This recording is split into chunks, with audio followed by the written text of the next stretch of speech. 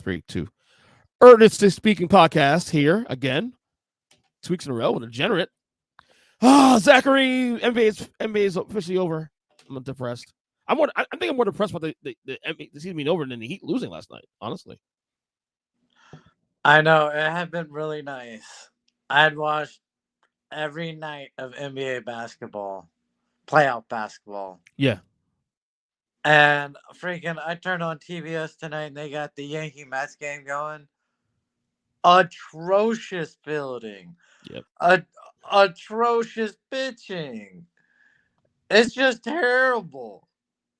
Yeah. I'm not gonna watch. I refuse to dive into the atrocity that is the New York Mets right now in their season. I was lucky because the Heat were a great distraction for me for the last 2 months. I was following the Mets, but still, they're a great distraction. But yeah, now that the season's over, now I got to worry about the Mets now, how bad they are. I don't have a bridge, and they're my bridge until football starts. Yeah, whatever. We ain't gonna have. We're not gonna. We're gonna quit that. We're gonna quit that narcotic pretty quick this year. Because if they don't turn things around this week or next 2 weeks, the season's over. So, but that's neither here and there. Anyway, we have a new NBA champion again. First timers, Denver Nuggets.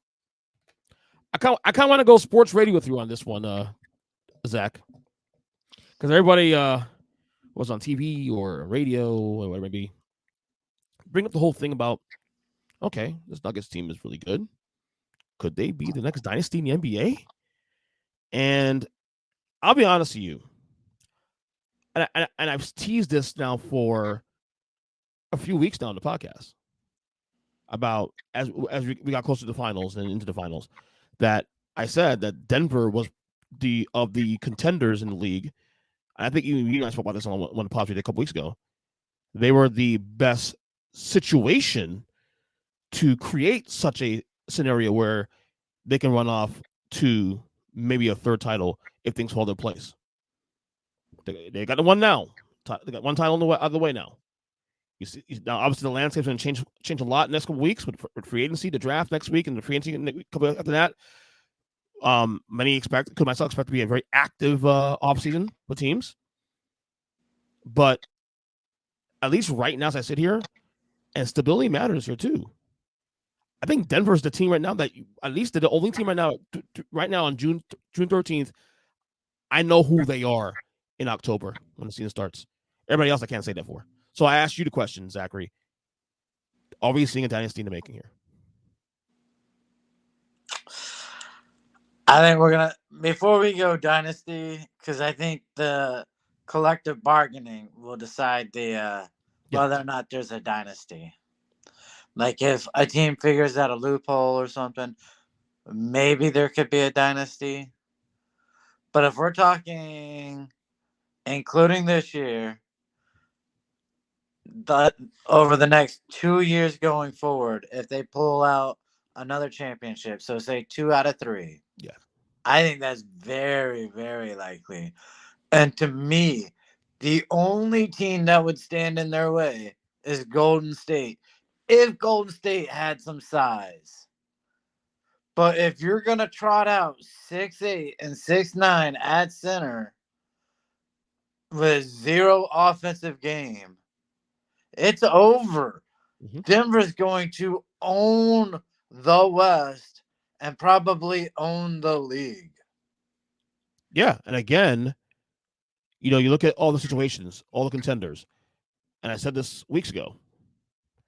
Every contending team that we believe are contenders has issues to solve. In the West, you got Phoenix. You saw it in the playoffs, and they beat them in the second round of the playoffs. KD Booker's good, but who are you building around those guys? Golden State has their issues right now. We don't know how they're going to look next year or moving forward. The Lakers, they're getting older, it seems. Memphis and John Morant, he's going to miss a chunk of next year with a suspension, we imagine. The Clippers can't stay healthy. That's just the West. In the East, Milwaukee's doing a little bit of retooling right now. I think Milwaukee's probably the only team in the East that I feel decent about because Giannis, I think Giannis will have a bounce back next year. And then Boston has issues with Jaylen Brown will be here or not be here. I don't know. Miami, unless they get Dame Lillard or somebody else, another whale, I don't see them doing this again.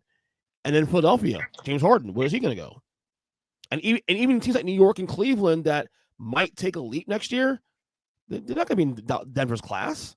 So to me, Denver has a streamline now, has a runway, in my opinion, at least for another year or two, a runway where the title's theirs next year if they want it. That's where I see that.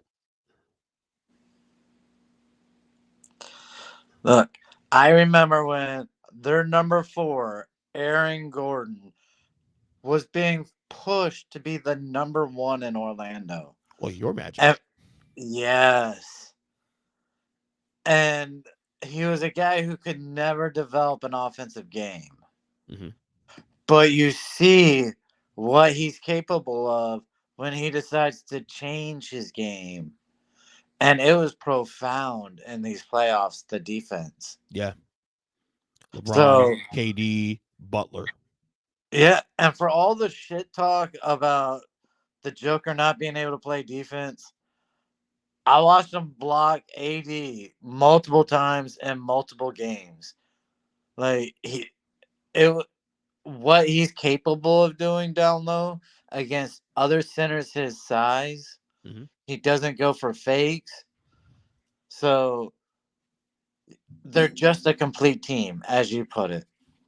Right. And again, the CBA obviously will dictate a lot of things, but those guys, those contracts are guaranteed next, at least the core 4, they're guaranteed to be on this team for the next 3 years based on the contract. There's no upcoming, negotiations yet. I mean, Jamal Murray could technically do another negotiation if he wants to. I imagine he'll wait another year or two to see if he get more as things change. Yeah. But their core 4 of Jokic, Murray, Porter Jr. and Gordon, they are locked and loaded for the next at least 3-4 years. Jokic's contract only kicks in next year. As we talk about Jokic for a second, you did not have him as league MVP during the regular season. Do you regret that? And I stand by that. I stand by that. I stand by that. And let me tell you why. Because again, I've had this argument with everybody else. I did something on this on the podcast last week too, and I'm gonna say this again, Zachary. Okay. The league MVP is solely an 82 game sample. All this shit about legacy talk, about about what you did in the playoffs last year or 2 years ago, or he should have got one last year, so let's make it up for this one. Bullshit. So in the 82 games, regular season, he played more than the MVP that won it. Right? Okay. He had a better season than he had the previous 2 when he won league MVP honors. He averaged a damn near triple-double the entire season. And he led a team to the number 1 pick in the entire Western Conference. Number 1 seed, right? Yeah. And you still think he didn't deserve? I'm not sitting there saying that it was Embiid in a runaway. There's some thought that came into this also too. So care about that. So that brings me to my second question. I listened to you on a pod recently. Mm-hmm. Talk about how you felt Embiid was the MVP this year. Yeah. And he should have won the MVP last year. I'm saying I would vote for last year. Right. And yet, hold on. So you thought a guy who should have been back-to-back MVPs was not a top 5 player in this league. I need to understand that logic also. I had Embiid this year, number 1. Now, the one argument I will say you do have on that one is the games played. Got that. That one I did a good argument. However, Embiid averaged almost 10 points more than he did this year. Okay, he won a scoring title. His team had a better record and arguably a tougher conference this year. Okay. The one game I know who came out of the Eastern Conference to play in the finals. But again, We're not. It was a team. But see, this is that the problem. couldn't This is the make it to problem, the Zach. playoffs. But this is the problem, Zach. You're using the playoff hindsight thing. I am not saying Embiid's best player in basketball. That's Jokic, buddy. That's Jokic. We agree with that. Okay. But you have a guy who you felt was MVP this year. 82 games. And an MVP last year. And yet you don't believe he's also a top 5 player in the league. Whoa. I did not say that. Oh, yes. I said that. No. I had Jokic. He might be 5th or 6th. You might have Embiid 5th or 6th on your list of top players in the league. And yet you're talking about having Embiid as your MVP this year and last year, but not in your top 5 players in the league. I had Embiid 5, Jokic 6 coming into the year in October. I had Embiid number 5 and Jokic number 6. Yes, and I'm talking about going into next season. Oh, next year? No. Going to next year, he's number 1, buddy. Embiid is number 1 now? No, Embiid went down my list, actually. That's what I'm talking about. Okay, that's what I'm asking you. You asked about last year, this year. No, this year. I had a second question, which was, you didn't feel Joker should have won the MVP. You felt Embiid should have won this year. You also said on that pod you felt Embiid should have won it the year before. But you also, in that same pod, said you did not think Embiid was a top 5 player. How can you think a guy who should have won 2 MVPs not be a top 5 player going into next season? That's what I'm wanting to understand, that logic. So we're talking about going to next year, right? Going to next season? No. So this season's MVP. So this list has not been done yet. However, my top 10 is pretty much finalized. Obviously, 11 to 25. You and I and Chris, when we get a chance to do a podcast, we'll do that. Next, I'll tell you right now. Spoiler alert: number 1 next year is Jokic. Embiid was number 5 going to this year. He fell 2 spots, buddy. He fell 2 spots to number 7. Okay. But you're having Embiid win the MVP and say he's really only the 7th best player in the league. Because his playoff performance, again, warranted that. The MVP is solely, again, why do you fucking guys complicate this shit? The MVP is a 82 game sample. That is it. That is what you're voting on, not on the playoffs. Okay, if you're doing that, Embiid be my top 5, obviously, because Jimmy Butler had more votes than he would probably in that conversation. Okay, that would make more sense to me. Is not having Embiid, but don't complicate it. The MVP is a 82 game sample. Why do you guys continue to complicate this shit? Because if you play 82 regular season games, that should matter to who's the best player in the league. Right, but it matters to a point. Again, this is what I don't understand though. We already know. So first off, the voters turning their votes on the very last night of the year. Okay, whether or not they released it. I'm not asking voters. I'm asking you because you gave your opinion about where a guy was on your list. If you're asking me who's the best player in the league, it's Jokic, and that's a runaway now with him and Embiid. The only person who comes close to Jokic is Giannis. That's it. Okay. But a guy who wins league MVP doesn't even crack top 5 for you? His playoff performance was a dud.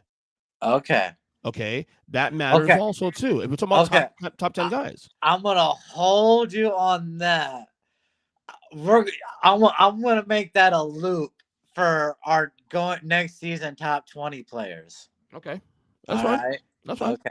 That's fine. No, but obviously this is something we disagree on. Again. No.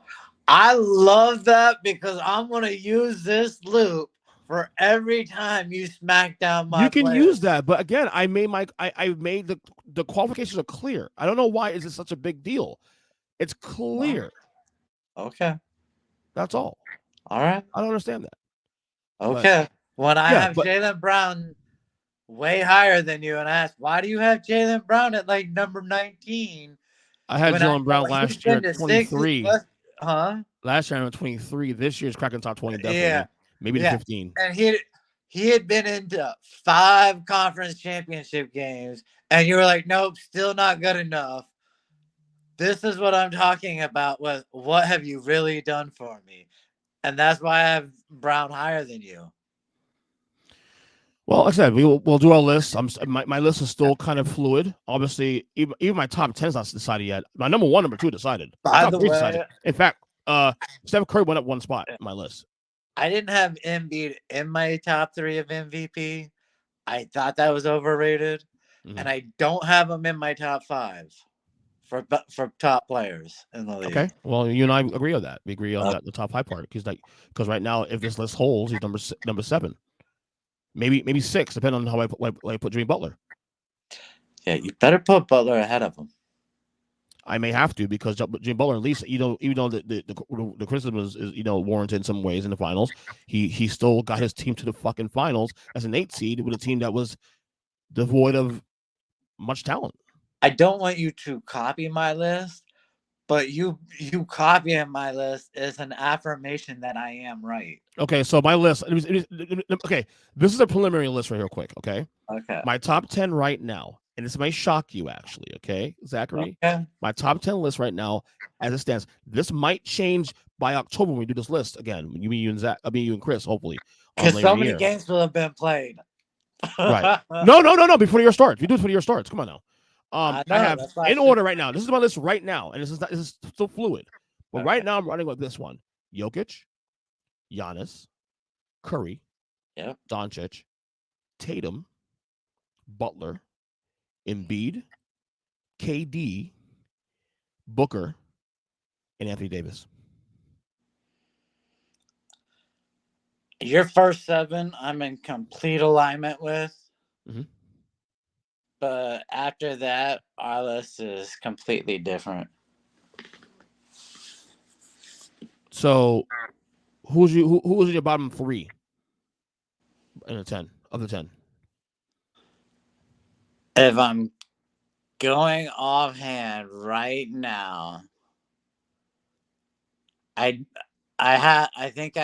would probably put Booker in my number 8, 9, or 10 spot. Yeah, he's there. Number 9 for me.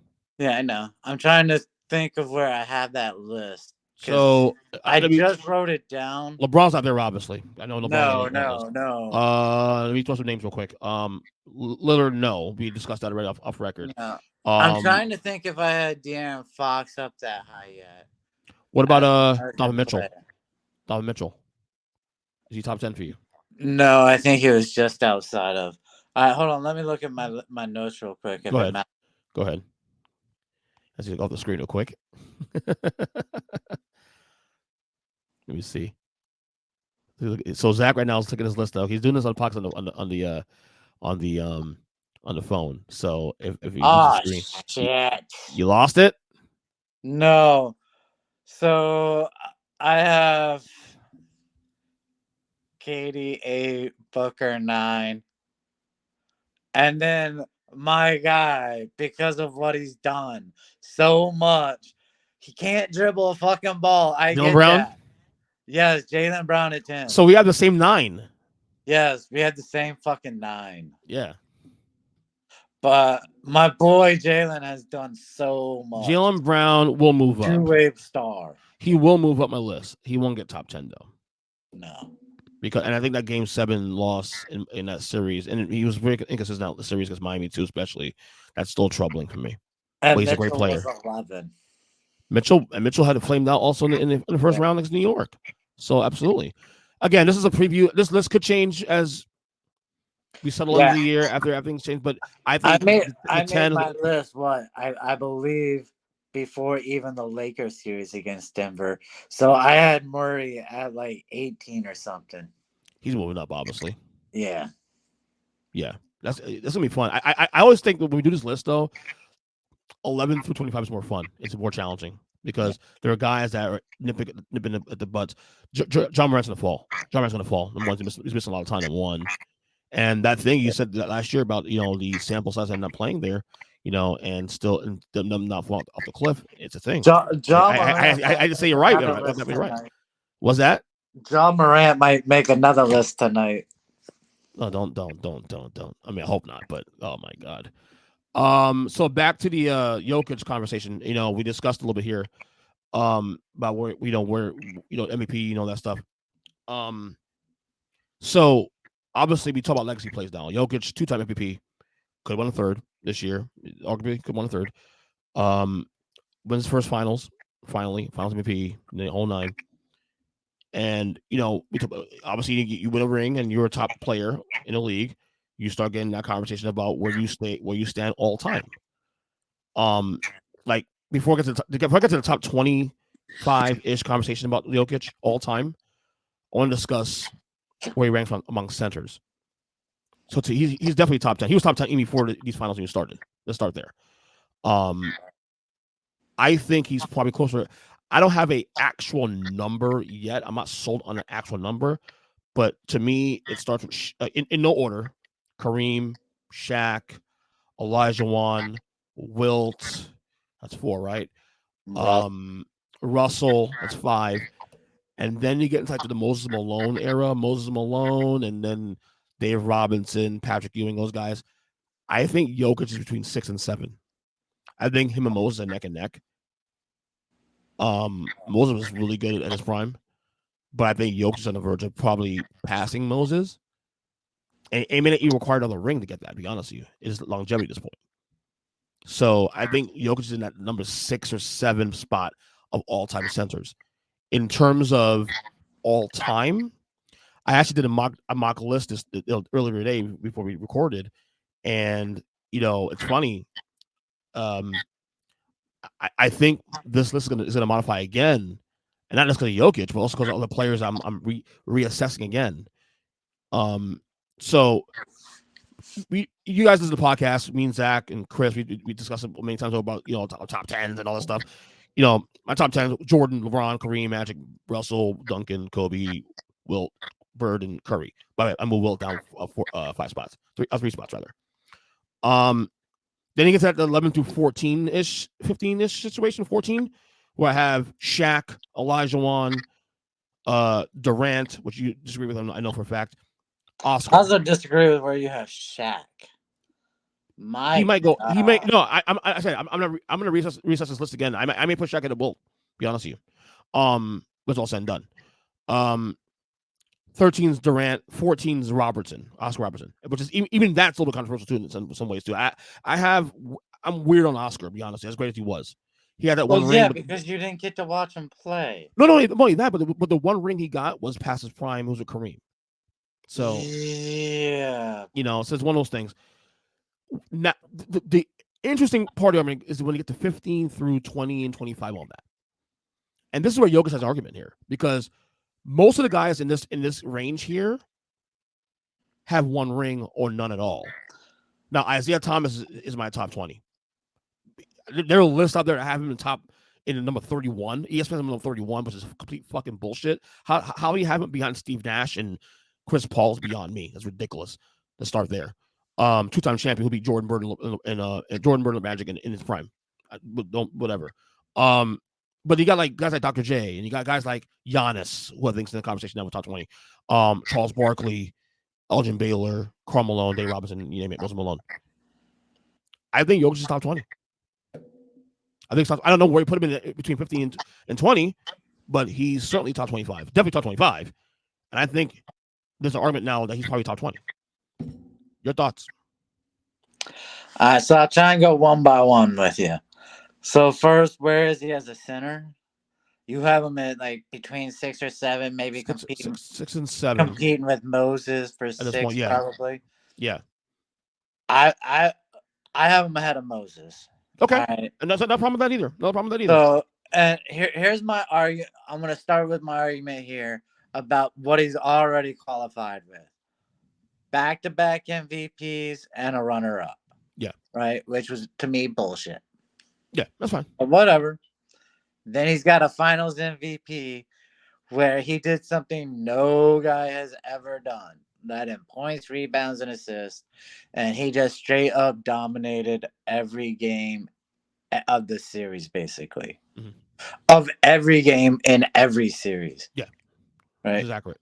So when you think of those qualifications for your top centers of all time,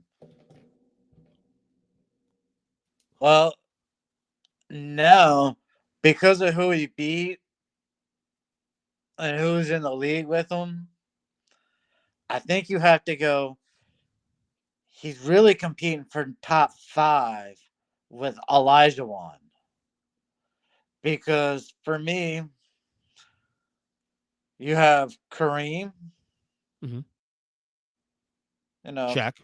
Shaq. In no order. They're going to order. No, I'm going to go in order because Okay. Kareem, the scoring, it was just beautiful to watch.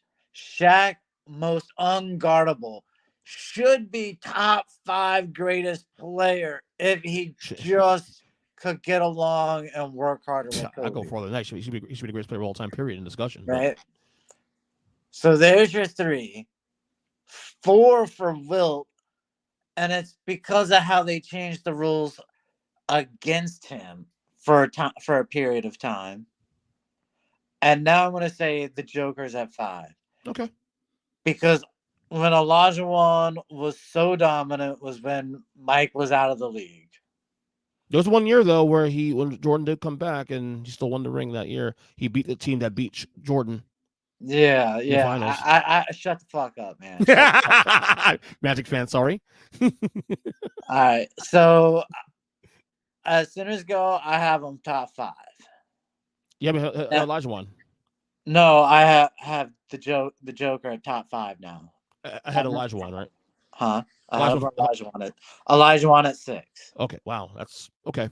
And that's shocking you because when we did that NBA draft of our team, building our team, I love Olajuwon. I think he was great going forward.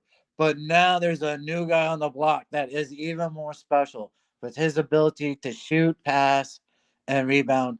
And I watched him play defense in games that matter, so I know he can do it. Here's one argument for Olajuwon. I might make this about a Jokic versus Olajuwon argument here, but here's what I will say about Olajuwon about his 2 rings. Look who he beat in the playoff series. Yeah, he beat Shaq. He beat Robinson when he won the MVP. Yeah. He beat Ewing in the first one, who was at that time probably his best year as a pro. So he has that where he beat his contemporaries. The 3 best centers, the other 3 best centers around him in the league, he beat to win titles. Which is why I use Isaiah as a reference too, because Isaiah, this is why a lot of the Isaiah hates because of the fact that Isaiah is not liked. But I had Isaiah at 18 in my top 20 all time. Yeah, you're a smart guy. Not a lot of people don't have Isaiah in the top 25, much less. You look at what was going on in the league for his size to do what he did. Yeah, it's special. No. And that's why there are guys in my top 5 and top 10 that y'all disagree with, but size matters, especially in basketball. And so a little guy deserves the credit. Yeah, but Jokic. Now let's get to the greater one that you were talking about. Top 20, top 25. Yeah. He is definitely top 20. Okay. You don't have to expand out to top 25. He is top 20. Okay. I'm there too. And that's where we need to start talking about KD. We had this conversation on text 2 days ago about your KD hurts KD now. I believe every year that goes by that KD doesn't win a ring without the Warriors hurts his status. When Curry wins a ring, that hurts his status. When other players beat him to get to the finals and win a ring, that hurts his status. And when guys are getting back-to-back MVPs, then winning the championship, dominating to do it, and winning the MVP, I just feel they deserve to go ahead of KD even when they're the contemporaries. Right. And I also know anyone you did not ever watch other than Russell and Will, you really did not want to put ahead of KD. Like Oscar, Doc. Mm-hmm. I mean, Dr. J was a guy who changed the way in which people watch the game. So what he did and winning championships and MVPs, I think he goes ahead of KD. I will say this in terms of Jokic, a second ring, he's gonna bolt past a lot of guys. Like he could be flirting with top 12 status at that point, because at that point you win 2 rings with this roster. It's a good roster for the record, but it's not all time great. There's no top 75 player on this roster right now. Well, let's say he repeats next year. He repeats next year. He has 2 MVPs in a row, 2 top finals in a row. He's down to flirting with the he'll probably pass Elijah at that point. Oh, absolutely. And I think right now you can split hairs and make an argument he's top 15. But this argument about top 75 players, I hate, because it also goes against all the young players who are just starting to hit their prime. Well, someone mentioned to me earlier someone mentioned to me on social media about, why was he on top 75? The reason why is that list came out almost 2 years ago when he only had 1 MVP. Yeah. So that was still kind of fresh. There. Jamal Murray, the way he's shown up in the playoffs twice now, I think he would probably get a legacy going if they won a second ring, and he could easily be top 100. Oh yeah. So I just hate that top 75 argument. That's for LeBron and Michael type stuff. Right. No. No. We're the same way. He's top 20 definitely. Where you put him, I don't know yet. I might actually finally sit down and actually do a top 25 list. I haven't done a 25 list in a long time. Yeah, you made me do one for the fucking moment. No, I don't know, and because you did it, I started doing working on, because to me my 10 is pretty much clear. Yeah, it's 11 to 25 that I have the more challenging thing of doing. And I think it's so much harder. I think it's more interesting, to be honest with you, to do harder to do 15 through 25 is the hard part. Yeah. 11 for me anyway. 11 through 14 is not a problem. Shaq, Elijah, whatever, KD, all that. Once in the 14, 15 and lower, that's where it gets a lot more challenging for me. And guys like Jokic, guys like Giannis are changing this conversation, because if they win another ring, when these 2 guys win another ring, they vault up the list. So, just saying. But it's interesting though, because I think this team is, they like I said, this runway is going to create a lot of opportunity for him to make a lot of noise with that conversation. So, all right. What else on the docket here we have for you to talk about? One last thing before we get to the draft. The Caesar Sportsbook put up their odds for next year, title odds for next year. In order, the top 7 teams. Obviously Denver's the favorite at plus 475. Boston number 2 at plus 575. The Bucks at plus 700. The Suns at plus 850. And then the Lakers, Sixers, and Warriors all tied at plus 1200. I don't disagree with the list necessarily here. I will probably tweak a couple things here on the order based on who I would think. Before we even get the free agency, all that, I'd probably swap the Bucks and Celtics. I think the Bucks are. I'm stronger on the Bucks than I am on the Celtics personally. That's just me, because of stability. Although they got more retooling to do, but I'm okay with them being number 1. I'm surprised Phoenix is that high, but I guess you have KD and Booker, you got to give him a chance. But any problems with this list? Well, I would be very cautious about taking the Bucks before the season starts. Mm-hmm. With Middleton going into free agency, I would be very cautious about how much money I write to him. All right, he's very injury prone. Yeah, misses massive chunks of time. And sneaky old now. Sneaky older. Yeah, 33, 32. So I don't think he'd take a contract offer for the same type of money he's making right now. Like, he wants an upgrade. Could be his last big contract. And if they do that, that's going to hamper him in a lot of other ways. But the list itself is fine. I really love the Warriors at 1,200. And I even like the 76ers. For the value. Yes. Well, I like the Golden State Warriors value. I think if there weren't so many question marks for this team going into this offseason, Draymond, Clay possibilities, I Jordan think Poole, they'd be closer to the top of the list. I agree. The question marks make it so. That's why. Honestly. And of course, it's going to alter as we get closer to free agency and closer to, through the summer and into the season, obviously. This will modify. But this is right now. This is the freeze framer right now, 24 hours after the finals has ended, So, but I have no problem with this list. So, anyway, we love doing drafting, apparently. You and I love doing drafting. We're going to do another draft. And I stole this idea from Mr. Bill Simmons from his podcast yesterday. I'm going to do it here. I want to draft. You and I get 5 each. I want to draft 5 players each, 10 players total. Because we talk about the CBA and this new CBA is going to impact a lot of things going forward because the new second apron's coming in 2 years and all that. And again, a lot of people I talk to, NBA writers, all that, ourselves, you and I as well talk about this, that we believe that this could be a very active offseason. Like a lot of things that have been happening probably because of that CBA second apron coming in. Bob Myers leaving the Warriors because I believe because of the fact that he's wanted that chaos to happen once had to break down a team. So I want to draft in draft order, pick 10 guys that if they were to get traded this summer, that it wouldn't be a surprise to you.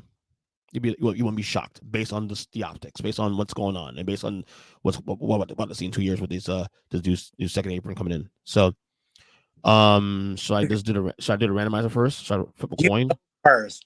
Huh? I refuse to pick first. Okay. I want to laugh at how bad you were going to get this first pick in the draft wrong. Well, I know who you were gonna pick. I'm gonna leave that for you next round. There's no way you know who I'm picking one. Okay, I'm gonna take Trae Young as my first pick. Trae Young. Yes, and let me tell you why. Yes, please. There's already rumors about him getting traded, about the front office getting him a green light after the season ended. Well, even before the season ended, when the play-in started, about them possibly taking offers for him.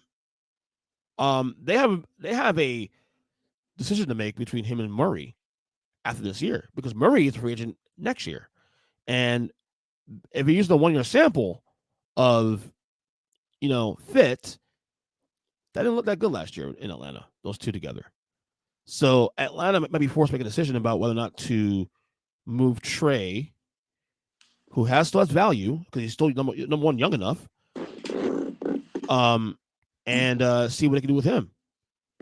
It just wouldn't shock me if the Hawks went through with it and got back a nice little haul. And I think also with Quinn Snyder too being there, I think they trust Quinn Snyder, and I think they can build a nice little team around Snyder and Murray and those guys. I just think Trae Young might be the best asset. It just wouldn't shock me if they trade Trae Young this summer. It wouldn't shock me at all, based on all the noise around that. All right. Your go. Trae Young is in my top 10. Mm-hmm. So you didn't completely blow it. Okay. But he is not even in my top 5. What this reminds me is when the Giants had a few years ago a chance to draft a kid with like the 6th pick and the 15th pick or something. That's 2 years ago, right? Do you remember that? Mm-hmm. And they rushed and they took this kid, Daniel Jones. This David Gummer's dumbass. When he would be sitting further back. Now, yeah, he might get traded this offseason, but there's a couple guys that are getting kicked out the door a little bit faster.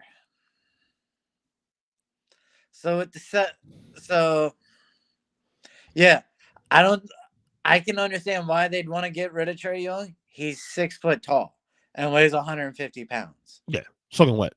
So when you have a guy who can't shoot and plays no defense, yes, you want to get rid of him. Question is, how many teams want to trade for that guy? I think with Trae Young, you actually have to attach a draft pick. You may have to, which is fine. Yeah. No. Yeah. If they have any, and I know they gave up a lot to get Murray. Exactly. That's the other part of this too. Also, too that. So who's your pick?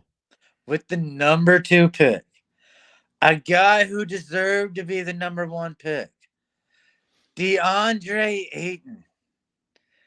This man is going bye-bye so fast, he doesn't even know what hit him. He is going to be out of town faster than Chris Paul will be. He's also the only value they have, an asset they have that they can move. Yes. Yeah. And they need depth. And they need a starting point guard. Unless Chris Paul decides, all right, you can give me the $15 million now, and then I'll take like $7 million to come back and start for you. You know. Wouldn't be the worst thing in the world. No. I think it'd be a great deal for both parties. Yeah. But in order for that, Ayton's gone again because Chris Paul isn't going to put up with him. And as much as Ayton is as much as ornery as he is, there is some value for him. I think I'll say Dallas can use him. You know who could have used him this year in the playoffs? Miami. The second round. Golden State. Yep. And Miami could use him probably in the finals. Although Jokic owned him too, though, so it doesn't matter. You can't stop Jokic. No one could. Yeah. But at least Golden State could have lost to, Jokic later in the. Yeah. My second pick, the third pick in this draft, I'm gonna go Tyler Hero.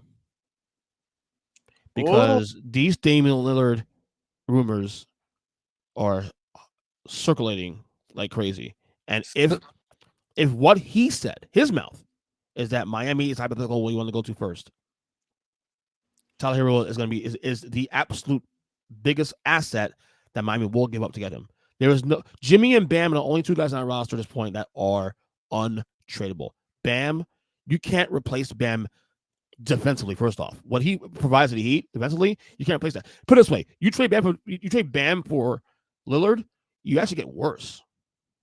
Actually, because while you get an offensive player, defensively now you fall apart now. Like Bam cleans up a lot of the mess on defense, especially too. He's great on switches.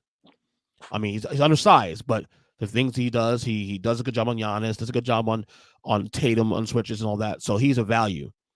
Hero will be the main piece for Miami to get a Lillard or another whale.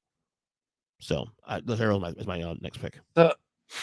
So you took Hero as trade bait for Lillard, even though Lillard's on the draft board still. And here's my question. How many other teams are you trading Hero to? Because do you want to put his name out there when you just watched what your backcourt did in the NBA Finals? You're only trading Hero if Lillard does say I want out. You're not trading for anybody else. I mean, there's another player. I mean, Jaylen Brown be the only other player you consider, but that's a little more complicated. Okay, but and plus, I don't expect Boston, Miami to do business either. To be honest with you, I'm big on it as well too. So, who do you feel is more confident of getting traded, Lillard or Hero? How many teams do you want? I mean, this is out. I knew you were gonna blow this draft. Like, oh my god! So essentially, it's a wash because if they trade, Lillard technically should be. But again, Lillard has to be the one that says. I feel like there's a few more suitors for Lillard. Of course there is. Lillard is the best player who could be available, but he's the one that controls the cards in that one. And I honestly think Hero is probably the better player because again, than Lillard. I just watched what your backcourt did. No. I mean, you guys don't need a 6'1" guy who plays zero defense. You really don't need that at all. So yeah, you go for that. Oh, what's your pick? What's your pick? I think you're undervaluing Hero. No, I'm not. I understand the the Lillard thing is a bigger deal. Well, I don't think Lillard's getting traded to the Heat. I have very low belief in him getting traded from Portland. You think he'll stay? You think he's gonna stay in Portland? Yeah, I think it's very hard to get a trade partner. One, there are very few trade partners out there. That's why I think that it's important that if Lillard wants to get traded, he's got to say something now. He's going to be on the draft board after the 4th pick, so feel free to take him with the 5th. Okay, so what's the 4 for you? With the 4th pick in the draft, I'm taking Pascal Siakam of Toronto. That's a sneaky good pick. So Frank VanVleet is leaving. Yeah. There's no way Toronto's willing to pay him. Nope. Because they know the kind of minutes they've put on his knees. I think he averaged like almost 38 minutes a game during the regular season. Siakam feels like Houston to me. Yes.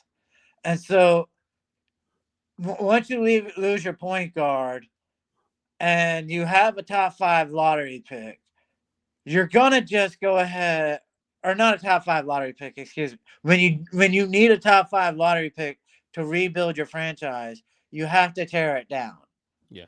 So you might as well do it all in one fell swoop. And so I think Siakam is the best option. Yeah. For so many teams who need a power forward, small center. What's his contract also? Is it a good contract? I believe it's up after this year. Okay, so he's expiring too. So you want a new deal, obviously. I believe I'd have to re-look it up. I'm doing it right now, actually. Looking it up right this second. Salary, Pascal Siakam. Or maybe he has 1 year left or something. No, he signed a 4-year deal. He signed a 4-year deal with Toronto. No, it's up this year, I think. It's up. Yeah, hold on. So it'll be. I think you're right. Hold on, I think you're right. He has. Yeah, he next year's last year. 37.8. Yeah. So he's gonna probably get a new deal wherever he goes. Any team that trades for him is going to be trying to get into a new contract with him. So no, I'm with you on that. All right, 5th pick for me. 5th pick in the draft for me. 3rd pick for me. Lillard. I'll take Lillard. Okay. I'll just go ahead and do that.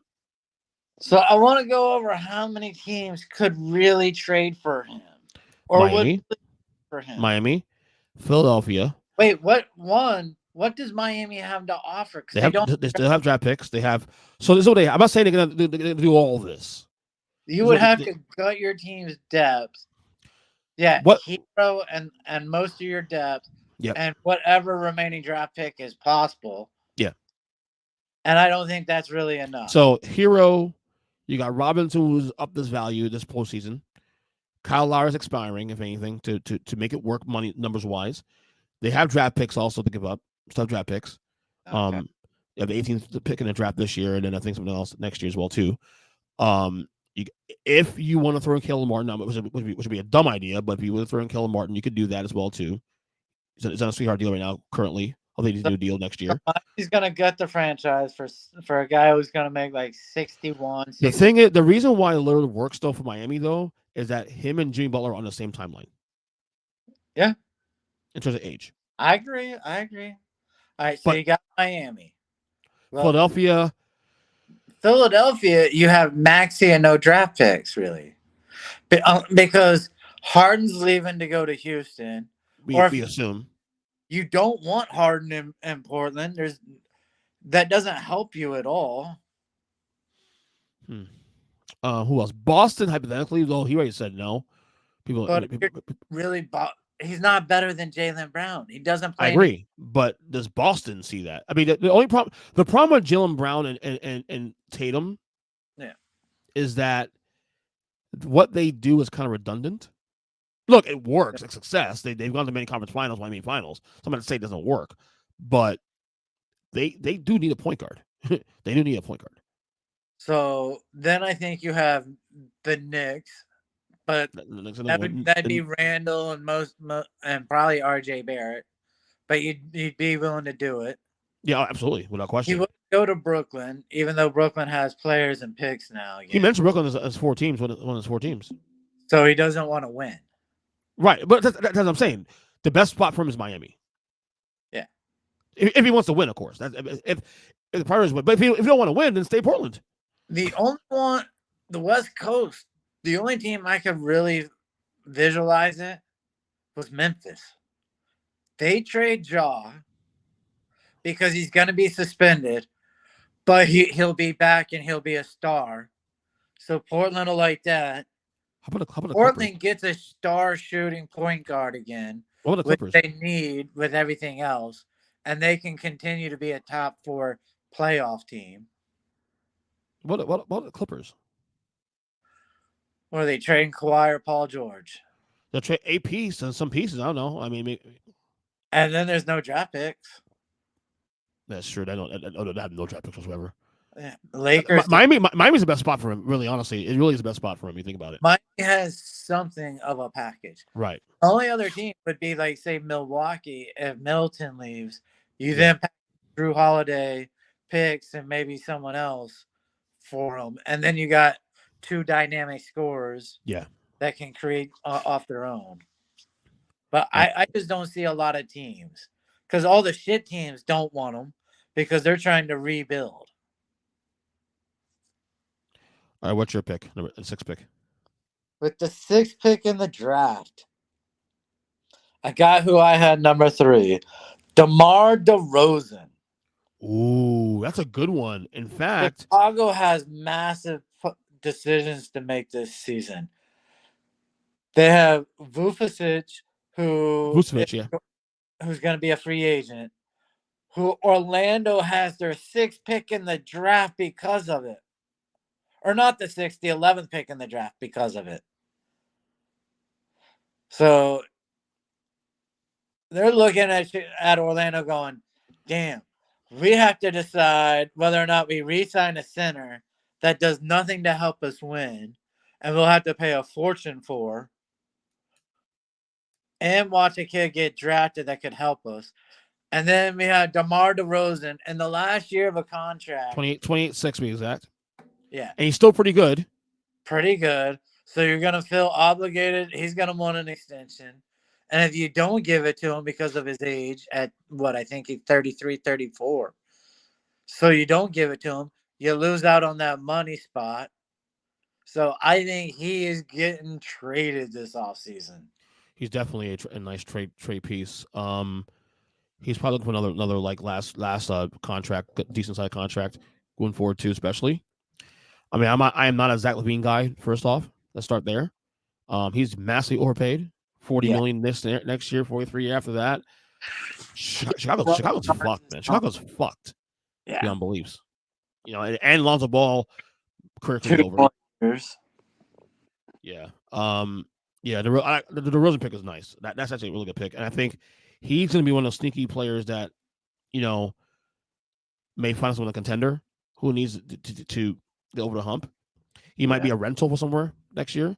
Or he might be like a San Antonio veteran. Now, he won't be back in San Antonio, but I feel like he wants to win now at this point. I mean, yeah, Wembanyama, but they're probably going to be a couple of years away from contending. I mean, even with Wembanyama's first year there. But this is he's a sneaky nice piece for a team that's trying to go over the hump. Like you send him to Milwaukee or some one of those teams. Number 3 for a true winning team. Yeah, if he's something like a Milwaukee or a Clip or a Warriors or one of those teams that are right there on the cusp, that can change some things there. So, all right, next pick for me, 7th pick in the draft. All right, that was good. Please get one right, just one. That's all I'm asking. Tobias Harris. Yes, Tobias Harris, and it's attractive now because he has only 1 year left in his deal. So again, he's kind of like DeRozan. He's not a bad player. He's just overvalued based on that contract. But put him on a contending team. Then again, pull his contending team also too. This is a weird fit. Put him on a team like, as mentioned, a Miami or Clippers, or that needs an extra that extra 30 points a game. That can help. Yeah, they do want to trade. I like him. He was in my top 10. But he's a guy who I think will have to have a draft pick attached. Probably make it sweet. And I think a team will take him because he'll be used as trade bait for next year's with such a huge number. The year after is such a number. I like Harris. One of the rest of the deal. Yeah, no. Tobias Harris over me. Fuck out of here. Anyway, all right, your turn. It's a guy I can't let go anymore. He's gonna have to get traded because no one else on the team can get traded, and that's Cat. Yeah. In fact, I'm willing to bet that he, after Lillard, is gonna be the biggest whale available because the Gobert thing fucked him. I think there's a better chance he gets traded just because of his size and youth, and that's it. But look, they're going into the last year Anthony Edwards contract, so he's about to get a massive extension. They're gonna pick him over Anthony. Yeah, you have to. So you have to pay him. See right here, Gobert's contract starts this year. Yeah, right here, and again, they didn't know this new CBA would come into play. But even with that, right here is exactly why we said this podcast last year, at this time last year, why that trade was fucking stupid. It hampered your entire team. Especially for what you traded for when you literally drafted that exact same makeup and Walker Kessler. Yeah. Like, that was the dumbest thing I've ever seen a team do. Draft the exact same guy they need and then trade him away for a $40 million exact replica. Yeah. Stupid. Who runs that fucking team? All right. Last pick here. I was going to save this guy for you, but you're not going to take him, I guess. I'm going to go the other Hawks guard, Jonathan Murray. Because if they decide to keep Trae Young, then maybe you trade Murray, get back some of those picks you gave up for him. I mean, you can't let him off with nothing. So either you sign him to max deal next summer, but then again, you have John Collins on your book still, who was also on my list of options too. But I think Murray 12 on my list. Who's that? He was 12 on my list. Oh, okay.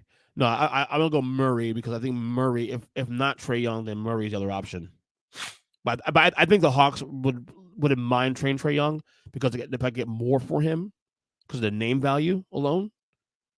Oh no! See, I think they'll get more from Murray. Really? Of his size, yeah. They shoot about the same percentage from three at this point.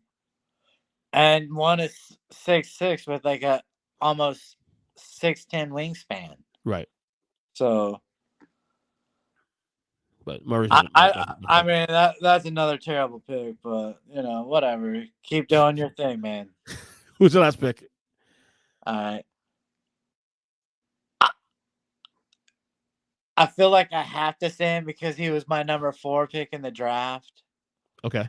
But after you threw out 2 just insanely crazy, stupid picks. That's what I'm here for. For tonight's draft board. I'm going to throw out one that you're going to say, no way. And that's Zion Williamson. Whoa. Now, I want you to understand, he's replacing my guy, Jordan Poole. Okay.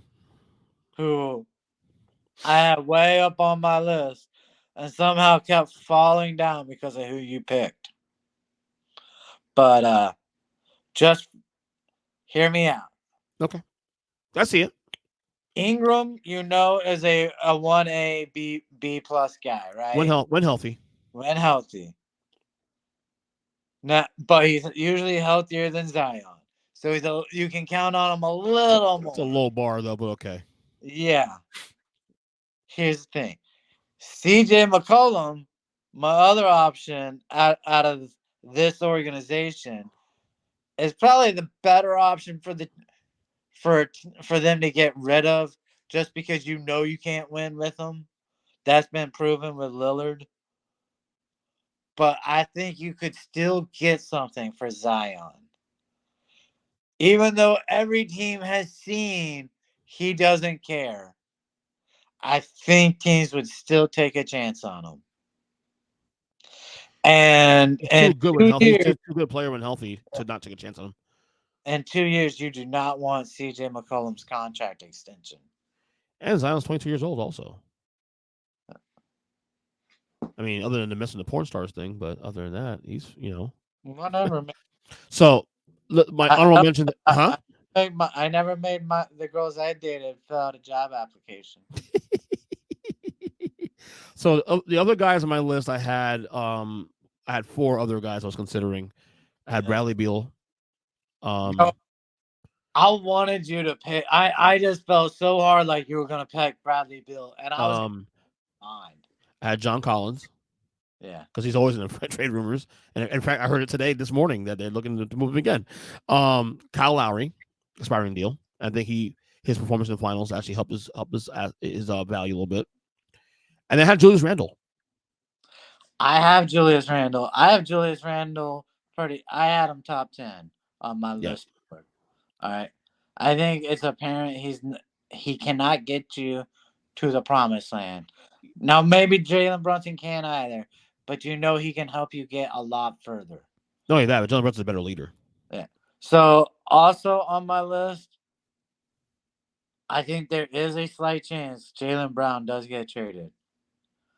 Okay. No, I of course. talked about the CJ McCollum instead of Zion. While I don't believe Lillard gets traded, I think Anthony Simmons gets traded. Yeah, they already said that. Yes, they said that 2 days ago that they're looking shopping around now. I would trade him if I'm going to be forced to draft Scoot Henderson if I can't trade the number 3 pick. I think that's value. Yeah. And then Buddy Hield was my other guy from Indy. Just because, a shooter, every team's looking for a shooter. Yeah. That's a good one. We probably could have done like a couple more rounds. Hell yeah, we could. I mean, I still got a list of players. Evan Fournier for the Knicks. But that's a salary dump. That's a salary dump for you. Yeah, and that's the thing is like some of my salary dumps, are going to happen, but who's really trading for them? So I was trying to stick with players that people are going to be trying to trade for. Value players that can make an impact on teams. Like I could see Miles Turner as a value trade for some teams out west. Right.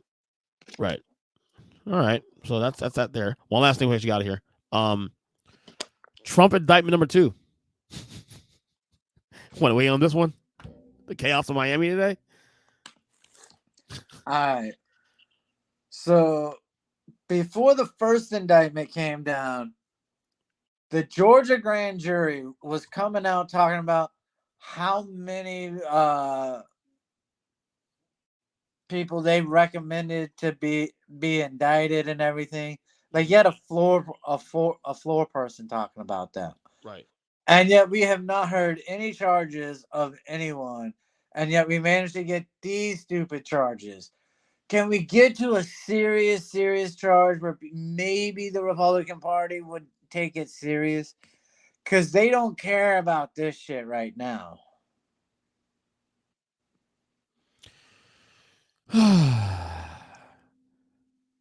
I mean, nothing surprises me anymore, man. And one last thing. Yeah, go ahead. And bothered me for a while. All these investigations of the Fauci cover-ups and the CDC cover-ups and the COVID cover-ups. Can we talk about who was president then? Who might have been telling people to cover shit up? You mean Trump, right? Yeah. The guy who was busy on playing golf while agreeing to say, okay, sure, Fauci, go do your gene shit over in China. Oh, shit, they're going to be able to connect it to us? this Global Health Alliance company. Yeah, we're gonna have to cover that up. Let's create some bullshit story, okay, Fauci? How come we're not asking those questions ever about who was president during that time? Because we don't do that. We play our partisan camps and make sure we're right. You know what I'm saying? Come on now. You know how this works, bud. You know how this works, bud. Come on. Yeah, but I mean, I'm watching Republicans try and connect Biden to Fauci as if Biden hired Fauci In the first place, in 2016. Yes, exactly. make it make sense for me. That's all. But I want to ask you this though, because he is gaining support even with all these indictments, and it feels like every time he gets indicted, he gets more support than the base. My fear is at some point, and look, I say that, but then I'm always proven wrong. There's always another ceiling of support he gets. Is there a world where the GOP, even as supporters, say, okay, enough's enough, and this clears a lane for DeSantis next year once we get to the primary season? Or do you think Trump will still be nominated regardless? Like, what's the ceiling here? I mean, what at what point? When does this dam breaks? I guess After everything he did, right? All the shit storms he caused, the country burning down, COVID, right? January 6th. No, forget about January 6th. Okay. COVID, our country burning down in race riots, right? Mm-hmm. Not out of Afghanistan, no war ended, none of that bullshit. And he got 77 million votes. All right. I'll be the one to say it. Hillary was right.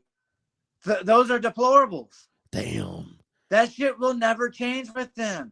They dig in harder every time. Right? They're worried about Hunter Biden making $50K a month from Ukraine. That Ukraine deal is what they're after. And the Chinese deal where he might have made what, 10 million? And yet you have Jared Kushner who got $2 billion from the Saudis to run a hedge fund. $2 billion when all he had ever done in his life in America was run slumlords.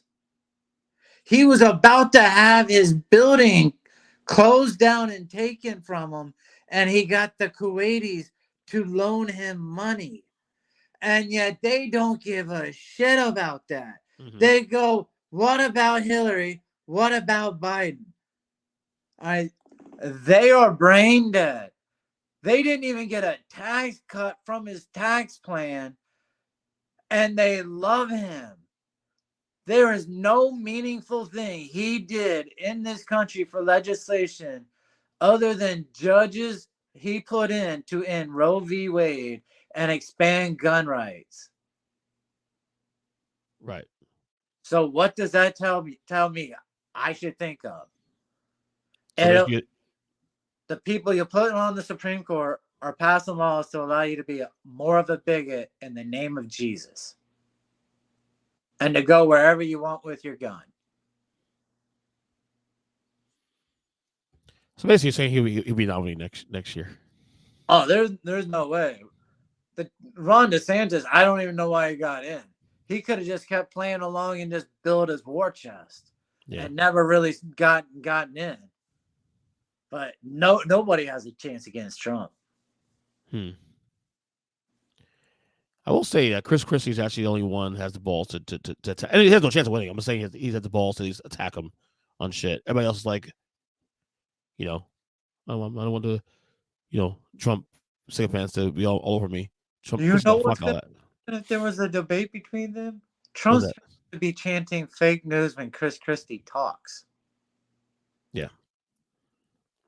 Even though they know it's true, they'd still be chanting fake news. Of course. That's what they do. But this is what Democrats want, though. They want to face Trump than, DeSantis, who looks normal, even though his obviously policy is very, very, far to the right. Oh, it's extreme. The I'm Christian saying. bullshit that's getting passed here now. Mm-hmm. But I don't get it. I don't get it on his end why he has to go that far just because. But that's he's going to destroy his own presidential ambitions because again, it's one in the middle, the moderates. Unfortunately, that's just what it is. And Trump versus DeSantis, if he was trying to get the independents in the Republican primary or something, Mm-hmm. Trump can play the Roe v. Wade card both ways. He can say, "I put in the judges to end it," and he can also say, "Yep, once he's got the nomination, go to independents. I didn't pass any legislation that said a ban. I just left it to the states. Yep, and during it, he pointed DeSantis and said 6 weeks. Yep, and this is the thing, like outside the indictments, Trump is actually running a very smart campaign. He's been in the GOP. He's pro Social Security, pro entitlements, in comparison to everybody else in the GOP in terms of messaging.